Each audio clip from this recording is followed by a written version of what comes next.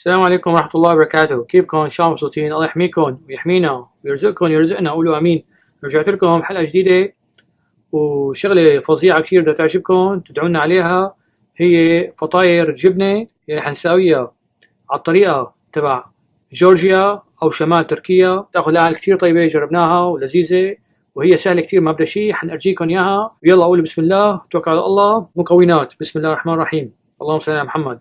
فشو بدكم كاستين طحين، بدكم معلقة كبيرة خميرة، معلقة كبيرة سكر، معلقة صغيرة ملح، بدكم ربع كاسة مي، 3/4 كاسة حليب، ومعلقتين كبار زيت. هي للعجينة. أما للحشوة شو بدكم ريكوتا تشيز. هي عندنا ريكوتا تشيز هون بالسفل. شايفين شلون ريكوتا تشيز مع موزاريلا نخلطهم مع بعضهم. بدكم زعتر وكمان بصل اخضر، خلطهم مع بعضهم. شايفين شلون هذول كلهم من الجنينه جبناهم، حطيت لهم شويه زيت، وهلا هدول نخلطهم مع بعضهم مشان الحشوه. وباخر شيء وقت نساويها للفطيره بدنا بيضه. شايفين شلون؟ شويه زبده، هدول بالاخير. فهلا حنبدا على بركه الله نساوي العجينه. بنخلطهم كلهم مع بعضهم هدول 8 دقائق بهالاله او بايديكم لحتى تصير مطاطيه. بتغطوها لشي ساعه ساعتين لتختمر، بعدين بنرجع مشان الحشوه وبنخلط. هاي عجينة مطاطية ولا أحلى منها. شايفين شلون؟ هلا مغطية بخها شوية زيت، مغطية لشي ساعتين زمان حتى تتضاعف حجمها. ارتفعت ما أحلاها. شايفين شلون؟ هلا بنزلها هون وبقسمها شافتين متساويتين، وبغطي وحدة وبستخدم وحدة.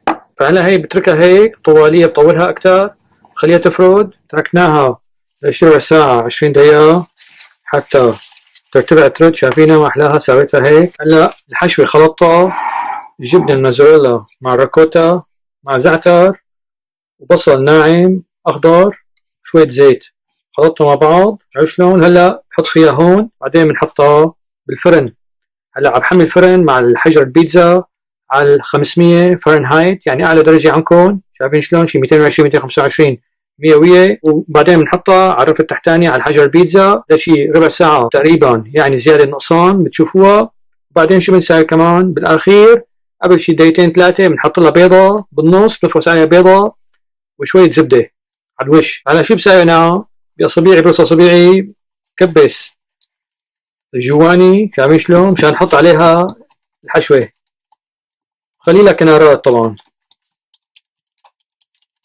هلا بنحط الجبنة عليها بنفردها.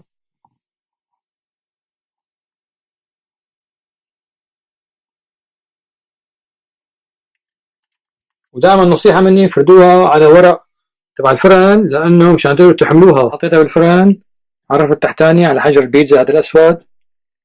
وهلا ربع ساعة بنستناها. هم شايفين بين لها شي 5 دقايق للاستواء. هيك شلون ساخت ما أحلاها. هلا نبعد الجبنة هيك على جنب. شايفين شلون؟ ونحط البيضة عليها.